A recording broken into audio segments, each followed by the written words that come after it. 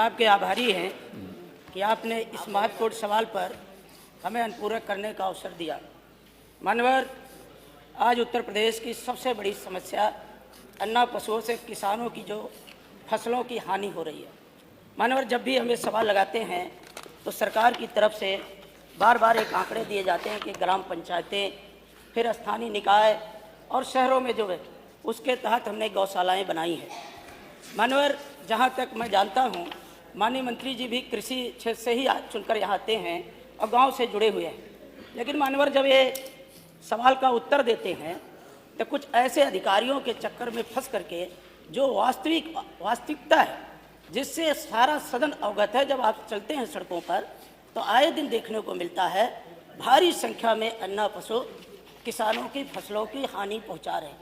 मानवर, किसान इस देश की रीढ़ है और किसान बहुत बड़े अर्थशास्त्री अमर सेन जी ने कहा था कि कृषि पर ही आधारित अर्थव्यवस्था से देश मजबूत हो सकता है। चौधरी साहब किसान नेता थे, उन्होंने कहा था कि देश के खुशहाली का रास्ता खेत और खलिहान से होकर गुजरता है।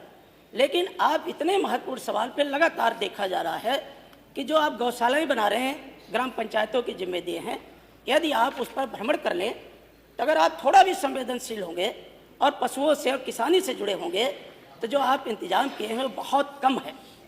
इतने दीनहीन हालत में, और अभी गर्मी आने वाली है, जो आप शेड लगाए हैं, टीन शेड या सीमेंट, वो इतने गर्म हो जाते हैं, कहीं छाया नहीं है। तो मैं माननीय मंत्री जी से अनुरोध करता हूं कि खासकर आजमगढ़ जनपद में हमारे विधानसभा क्षेत्र में जो मकराहा के अंदर है गौशाला, जो हमारे यहाँ पेडरा के अंदर गौशाला है, मानो, और वहाँ जब हम जाते हैं गाँव में तो सब लोग इकट्ठा होकर कहते हैं कि विधायक जी, एक तो ये फसल को हानि पहुंचा रहे और जिन अन्ना पशुओं को आप गौशालाओं में लाते हैं उनके साथ पानी की समस्या, उनके भोजन की समस्या और बीमारी हालत में क्या क्या उन्हें दिक्कत होती है। और जब कहीं उनकी जान चली जाती है तो वहीं पर प्रधान और लोग मिलकर के जेबी सप्ताह को वहीं ठग देते हैं। अगर जितनी गौशालाएँ आप बनाए हैं, अगर उसकी खुदाई कर लें तो देखेंगे कितने अन्ना पशुओं को वहीं पर दबा दिया गया। तो ये बहुत संवेदनशील मामला है।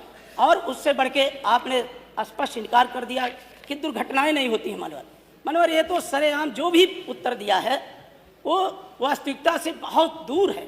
आए दिन मानवर हम लोगों के जनपद में कई ऐसी दुर्घटनाएं हुई हैं, आप कहेंगे तो मैं नाम सहित पता सहित FIR से, कि जहां पे पशु सड़क पे अचानक आ जाने से परिवार के परिवार खत्म हो गए। तो मनोहर, ऐसे संवेदनशील मुद्दे पर आप बहुत वरिष्ठ हैं, बहुत अनुभव वाले मंत्री हैं, माननीय मुख्यमंत्री जी भी बैठे हैं, तो कुछ ऐसी गौशाला तो चाहते गौशालों को बजट बढ़ा दीजिए आप, इससे बड़ी कोई सेवा नहीं गौ सेवा से। और हम लोग तो जहाँ हैं, हमारा तो खेती किसानी और गौशाला से सदियों पुराना रिश्ता है। भगवान कृष्ण तो इन्हीं गौओं के बीच रहते थे वृंदावन में। तो हम सबको तो बहुत तकलीफ होती है आपके गौशालाओं की हालत देख करके। तो मनोहर, मुख्यमंत्री जी भी है, आप भी हैं, और हमारा तो इतिहास ही उन्हीं से जुड़ा है। अच्छा, आप कोई पूछ लो। तो आप ऐसे गौशालाओं की तरफ आप उन्हें क्यों बस साला बना दिए हैं?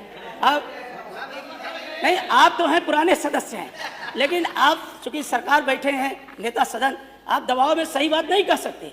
लेकिन हम लोग तो सही से अवगत करा ही देंगे। और सम्मानित सदस्य अगर दिल पे हाथ रखेंगे तो आज किसान का भी नुकसान है, और जिनको आप गौशाला में ले जा रहे हैं उनके साथ भी आपका अमानवीय व्यवहार है। कृपया आप इसको संज्ञान में लेकर के गौशाला का बजट आप बढ़ाने का काम करें। जो आप मौजूदा बजट ग्राम सभाओं के माध्यम से प्रधानों के ऊपर थोपने का काम कर रहे हैं, आप अलग से बजट लाइए और बढ़ाइए उनके। और हम विपक्ष के लोग गौशालाओं पर आप जितना भी बजट लाएंगे, हम आपका पूरा